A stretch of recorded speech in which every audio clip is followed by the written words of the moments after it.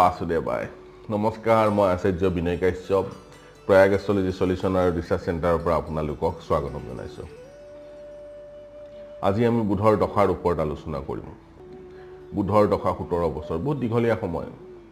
আৰু বুধ যদি কুষ্টিখনৰ কাৰণে বেয়া হয় বা ভাল হয় কেনে ৰিজাল্ট দিব কিন্তু মনত ৰাখিব যে বুধে যদি অকলে থাকে কুষ্টিখনত তেনেহলে বুধ এটা শুভ গ্ৰহ আৰু বুধ দেৱতাৰ যদি কুষ্টিখনত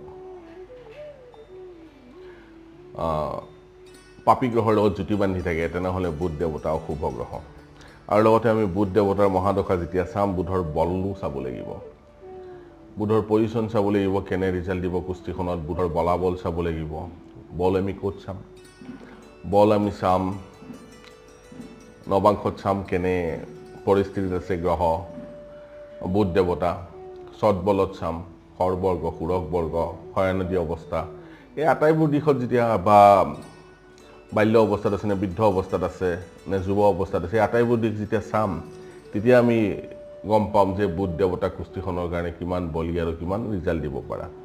বুধ দেৱতা যদি কুষ্টিখনৰ কাৰণে মাৰক গ্ৰহ হয় তেনেহলে বল কম হলে ভাল আৰু যদি কাৰক গ্ৰহ হয় তেনেহলে বল বেছি হলে ভাল তেতিয়াহলে ৰিজাল্ট পোৱা সম্ভাৱনা জাতকৰ বহুত বেছি বাঢ়ি যায় আহক তেনেহলে আজি আমি বুধৰ ওপৰত আলোচনা কৰোঁ চাওক জাতকৰ জন্মৰ সময়ত পূৰ্ব দিশত যিটো ৰাশি উদিত হ'ব সেইটোৱে হ'ব লগ্ন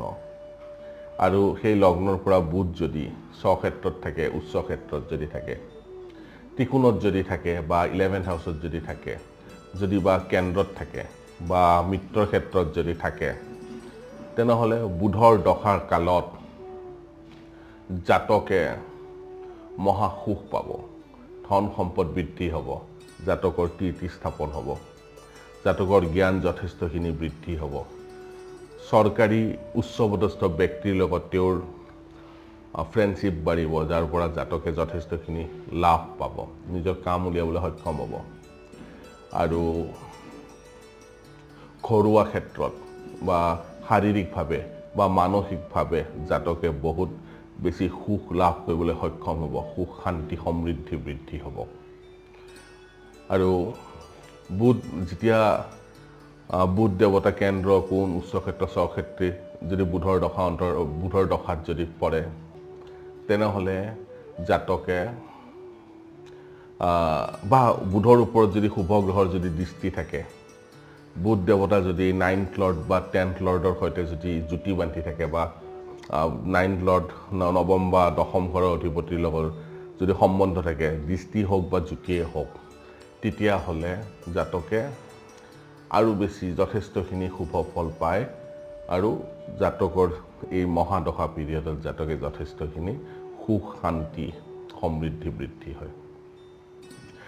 আৰু চাব যে লগ্নৰ সময়ত ঠিক আছে জন্মৰ সময়ত যদি লগ্নৰ পৰা বুধ দেৱতা যদি পাপযুক্ত হৈ থাকে বা পাপী গ্ৰহৰ যদি বুধৰ ওপৰত দৃষ্টি থাকে তেনেহলে চৰকাৰৰ পৰা তেওঁ নিৰ্যাতিত হ'বলগীয়া হয় বন্ধুৰ তেওঁৰ যিমান আত্মীয় কুটুম বন্ধু আছে তেওঁলোকে তেওঁৰ বিৰোধিতা কৰে তেওঁ বিদেশত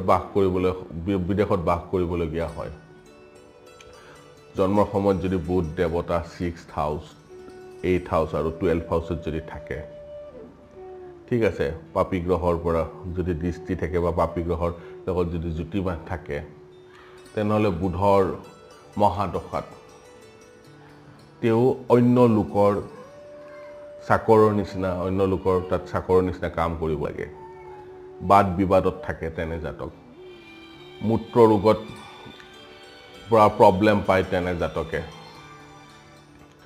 মূত্ৰ ৰোগৰ পৰা প্ৰব্লেম পায় তেনে জাতক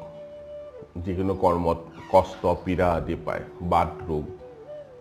বা পাণ্ডু ৰোগ আদিত তেওঁ ভোগে তেনে জাতক বা জাতিকা চৰকাৰৰ পৰা নিৰ্যাতিত হয় তেনে জাতক আৰু তেনে জাতকৰ ঘৰত অগ্নিৰ ভয় থাকে চুৰৰ ভয় থাকে তেনে জাতকৰ ঘৰত কৃষিৰ ক্ষেত্ৰত জাতকে ডিসএডভান্টেজ পায় যদি কৃষি কাৰ্য কৰে তাতো জাতকৰ প্ৰব্লেম পায় খৰচীয়া জীৱ জন্তুৰ বিনাশ হয় হানি হয় তেনে জাতকৰ আৰু এই ধৰণৰ অশুভ বুধৰ মহাদশাত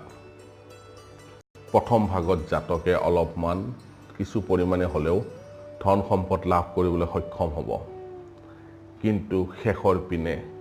জাতকে বহুত বেছি কষ্ট ভোগ কৰিবলগীয়া হয় আজি আমি বুধৰ দশাৰ ওপৰত আলোচনা কৰিলোঁ 17 বছৰ দীঘলীয়া দশা কেনে ৰিজাল্ট আহিব ভাল জায়গাত থাকিলে কেনে হ'ব বেয়া জায়গাত থাকিলে কেনেকুৱা ৰিজাল্ট পাব এই ফৰ্মুলাবিলাক আপোনালোকৰ কুস্তিত এপ্লাই কৰিব চাব ভাল ৰিজাল্ট আহিব কিন্তু তাৰ আগতে বাৰে বাৰে কওঁ যে গ্ৰহৰ বলাবল চাব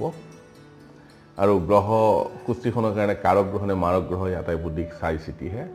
এই ফৰ্মুলাবোৰ এপ্লাই কৰিব এই ফৰ্মুলাবোৰ এপ্লাই কৰিলে কি হ'ব আপোনালোকৰ নিজৰ কুস্তিটো ভাল কৰিব পাৰিব লগতে অন্য লোকৰ বা নিজৰ ঘৰৰে সকলোৰে কুস্তি খুব ভালকৈ চাই পেলাই তেওঁলোকক দিহা পৰামৰ্শ দিব পাৰিব মোৰ ভিডিঅ' যদি চাই ভাল লাগে প্লিজ লাইক কৰিব শ্বেয়াৰ কৰিব আৰু ছাবস্ক্ৰাইব কৰিব নাপাহৰিব আপোনালোকে লাইক শ্বেয়াৰ আৰু ছাবস্ক্ৰাইব কৰিলে